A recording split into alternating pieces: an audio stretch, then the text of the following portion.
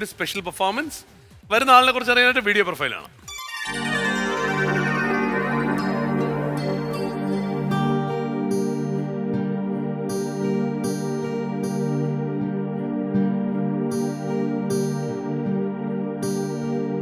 തബല കൊട്ടി പാട്ടുപാടി ആസ്വാദകരുടെ മനം മയക്കുന്ന പാട്ടുകാരൻ ഷൗക്കത്ത് അലി. തന്റെ 20ാമത്തെ വയസ്സ് മുതൽ പാട്ടുകൾ പാടാൻ ആരംഭിച്ച ഈ ഗായകൻ ഇന്ന് കടന്നുപോകുന്നത് കാഴ്ചയുടെ പരിമിതി നിറഞ്ഞ ജീവിതത്തിലൂടെ. കാഴ്ചക്കുറവിനായി വർഷങ്ങളായി ചികിത്സ നേടുന്ന ഈ ഗായക താരത്തിന്റെ ഏറ്റവും വലിയ ആശ്വാസം സംഗീതം തന്നെയാണ്. കൊച്ചങ്ങാടി ചെമ്പിട്ടപ്പള്ളിക്ക് സമീപം താമസിക്കുന്ന ഈ 52-കാരൻ ഏറ്റവും കൂടുതൽ പാടുന്നത് മുഹമ്മദ് റാഫിയുടെയും ദാസേട്ടന്റെയും ഒക്കെ പാട്ടുകൾ. സംഗീതം ശാസ്ത്രീയമായി പഠിച്ചിട്ടില്ലെങ്കിലും പാട്ടിന്റെ ലോകത്ത് തന്റേതായ ഒരിടം കണ്ടെത്താൻ ഈ പാട്ട് പ്രതിഭയ്ക്ക് സാധിച്ചിട്ടുണ്ട്. പ്രായത്തെ വെല്ലുന്ന സംഗീത മികവുമായി മുന്നോട്ടു പോകുന്ന ഷൗക്കത്ത് അലിക്ക് ഉത്സവവേദിയിൽ സ്നേഹസ്വാഗതം.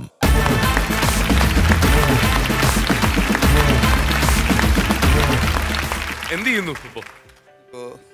ഒന്നും ചെയ്യണില്ല. കണ്ണിന് ഇങ്ങനെ ഒരു പ്രശ്നം കാരണം ജോലിക്കൊന്നും പോകാൻ പറ്റണില്ല. ജോലിയല്ല, മുമ്പ് ഉണ്ടായതാണ് ജോലി. കാഴ്ച കുറഞ്ഞു പോയതാണ്.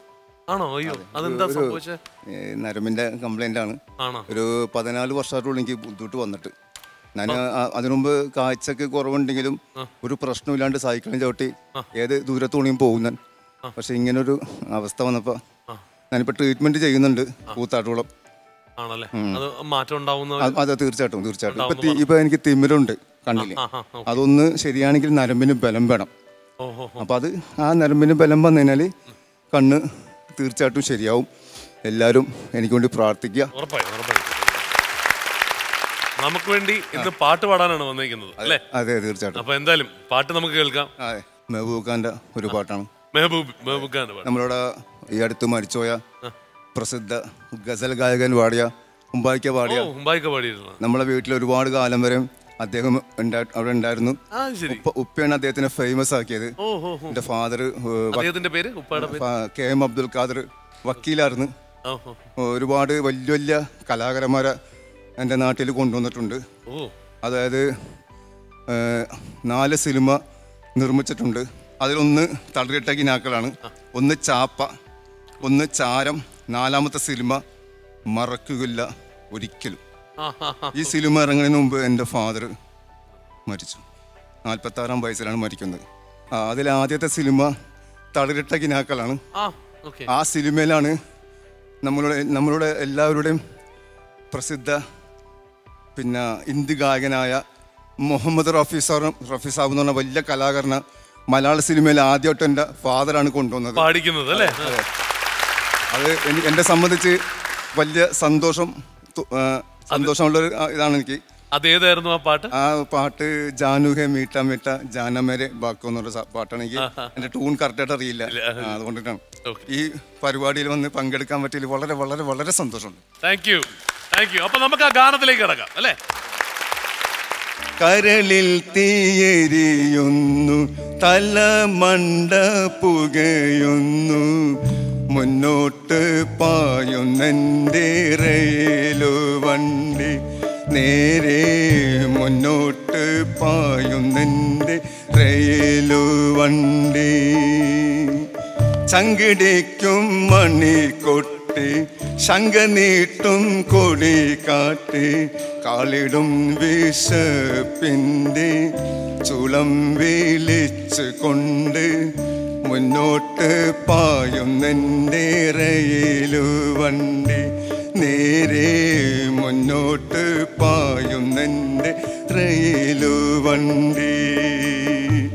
കരളിൽ തീയെരിയുന്നു, തലമണ്ട പുകയുന്നു, മുന്നോട്ട് പായുന്നെൻ്റെ റെയിലു വണ്ടി, നേരെ മുന്നോട്ട് പായുന്നെൻ്റെ റെയിലു വണ്ടി.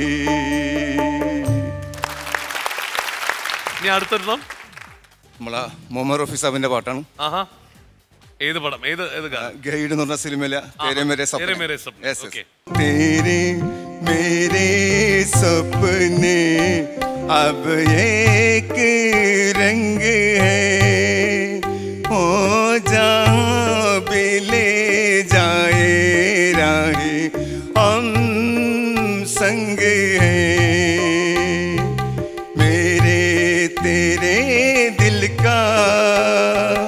पैदा एक दिन मिलना जैसे बारान पर पहल फूल का खिलना ओ मेरे जीवन साथी तेरे मेरे सपने अब एक रंग है ओ जहाँ भी ले जाए राही हम संग है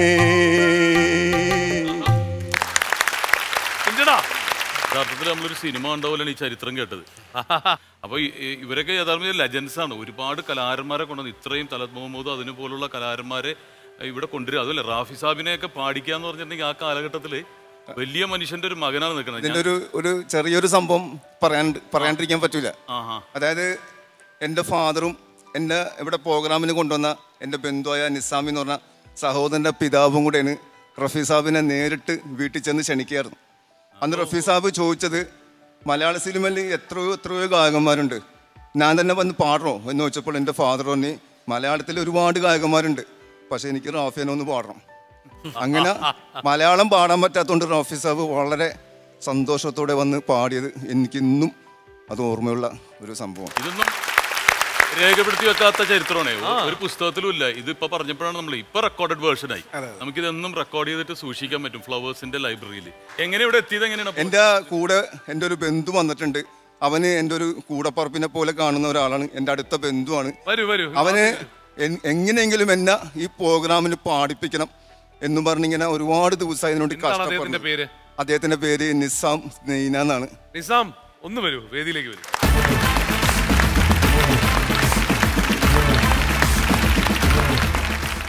നിസാം എങ്ങനെയാണ് ഇവിടെ എത്തിച്ചത്? എങ്ങനെയാ ഷൗക്കത്തിക്കനെ?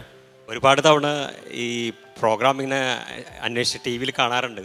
അപ്പോൾ വളരെയധികം ആഗ്രഹം ഉണ്ടായിരുന്നു ഷൗക്കത്തിനൊന്ന് പ്രൊമോട്ട് ചെയ്യണം. ഷൗക്കത്ത് ഇതിനു മുമ്പ് ഒരുപാട് വർഷങ്ങൾക്ക് മുമ്പ് ഏഷ്യാനെറ്റിൽ കണ്ണാടിയിൽ ഇങ്ങനെ ഒരു സ്ലൈഡ് വന്നിരുന്നു ഇതിൻ്റെ ഷൗക്കത്തിൻ്റെ. അതുകൂടാണ്ട് ശുഭരാത്രിയിൽ സനൽ പോട്ടി സാറിൻ്റെ ഒരു ഇതിൽ വന്നിരുന്നു. അത് കഴിഞ്ഞ് ഒരുപാട് സമയം വൈകിപ്പോയി ഷൗക്കത്തിനെ പ്രൊമോട്ട് ചെയ്യാൻ. എന്നാലും എനിക്ക് സന്തോഷമുണ്ട് ഷൗക്കത്തിനെ ഈ വേദിയിലെങ്കിലും എത്തിക്കാമല്ലോ. എനിക്ക് പിന്നെ മഹബൂബ് ഖാൻ്റെ വളരെ ഇഷ്ടപ്പെട്ടൊരു സോങ് ഉണ്ട്. ഒരു വരി പാടാം. ഓ പാടിയോളൂ.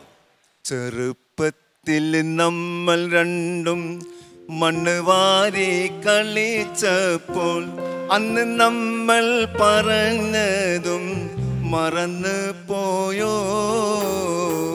ചെറുപ്പത്തിൽ നമ്മൾ രണ്ടും മണ്ണ് വാരി കളിച്ചപ്പോൾ അന്ന് നമ്മൾ പറഞ്ഞതും മറന്നു പോയോ. ചെറുപ്പത്തിൽ നമ്മൾ രണ്ടും.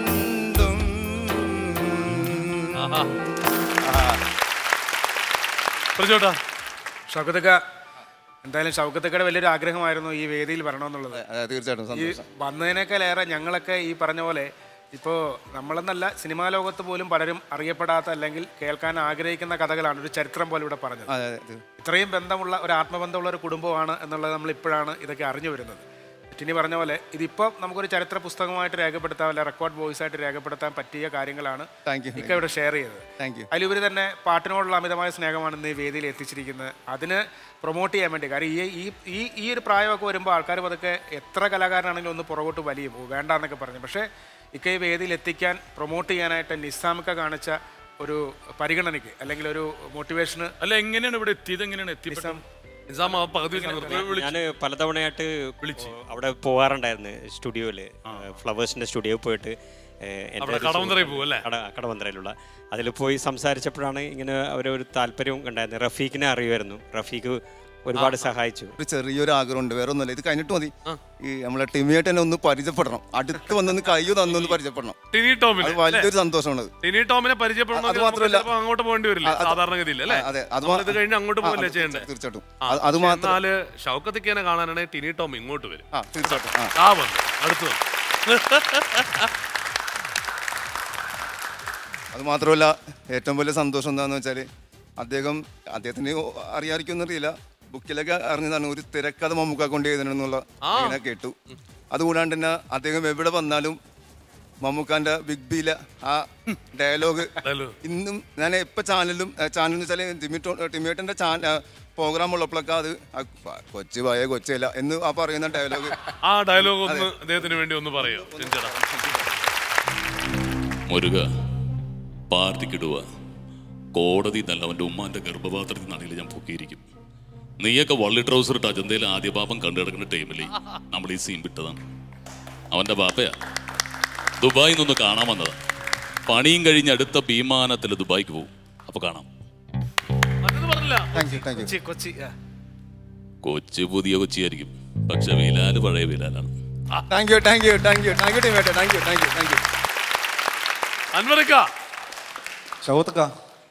സുഖമാണോ? അങ്ങനെ പോകുന്നു. മലയാള സിനിമയിൽ എഴുതപ്പെടാത്ത കുറേയധികം ചരിത്ര സത്യങ്ങൾ ഇവിടെ എത്തിച്ച പ്രിയപ്പെട്ട ഷൗക്കത്ത് ആദ്യം ഒരു ബിഗ് സല്യൂട്ട്. കൊച്ചിൻ മെഹബൂബ്, മട്ടാഞ്ചേരി മെഹബൂബ് ഖാന്റെ പാട്ടാണ് ആദ്യം പാടിയത്. മെഹബൂബ് ഖാന്റെ വലിയൊരു ആരാധകനാണ് ഞാൻ. അദ്ദേഹത്തിന്റെ കുറേയധികം പാട്ടുകൾ വേദിയിൽ പാടുന്ന ഒരു വ്യക്തിയാണ്. പണ്ടൊക്കെ അറിയാമോ? പണ്ട് നിന്നെ കണ്ട നാളയാ. ഈ പാട്ട് കേട്ടിട്ടുണ്ടോ? തീർച്ചയായിട്ടും. പണ്ടെന്നുള്ള പാട്ട് തീർച്ചയായിട്ടും മെഹബൂബ പാടിയ ഏറ്റവും നല്ല ഭാവഗാനമാണ്. പണ്ട് നിന്നെ കണ്ട നാളയാ, പാട്ടുപാടാൻ അറിയാത്ത താമര കിളിതി. പണ്ട് നിന്നെ കണ്ട നാളയാ, പാട്ടുപാടാൻ അറിയാത്ത താമര കിളിതി. കാണാൻ ഇന്നു വന്ന നേരം കാട്ടുവട്ടിയല്ല നീ, വീണമീട്ടി പാടിടുന്ന സുന്ദരിയല്ലോ. പണ്ട് നിന്നെ കണ്ട നാളയാ, പാട്ടുപാടാൻ അറിയാത്ത താമര കിളിതി. പണ്ട് നിന്നെ കണ്ട നാളയായി, പാട്ടുപാടാൻ അറിയാത്ത താമര കിളിയേ. അപ്പൊ പാട്ടുപാടാൻ അറിയാം. താങ്കൾക്കാണ് ഒന്നുകൂടി നന്ദി പറയേണ്ടത് ഇദ്ദേഹത്തിന് ഇവിടെ കൊണ്ട് എത്തിച്ചതിന്. ഷൗക്കത്ത് ഖാ വന്നതിൽ വലിയ സന്തോഷം. ഇവിടെ ഞങ്ങളെ ഇവിടെ കൊണ്ടുവന്ന് ഫീച്ചർ ചെയ്യാൻ കഴിഞ്ഞ വലിയ സന്തോഷം. ഈ പറഞ്ഞതുപോലെ രഞ്ജേടൻ പറഞ്ഞ പോലെ ചരിത്രമാണ് നമുക്ക് മനസ്സിലാക്കി തന്നത്. വളരെയധികം സന്തോഷമുണ്ട് കേട്ടോ. എല്ലാവരും ഒരു ഉഗ്രം കൈഡി അദ്ദേഹത്തിനോട്.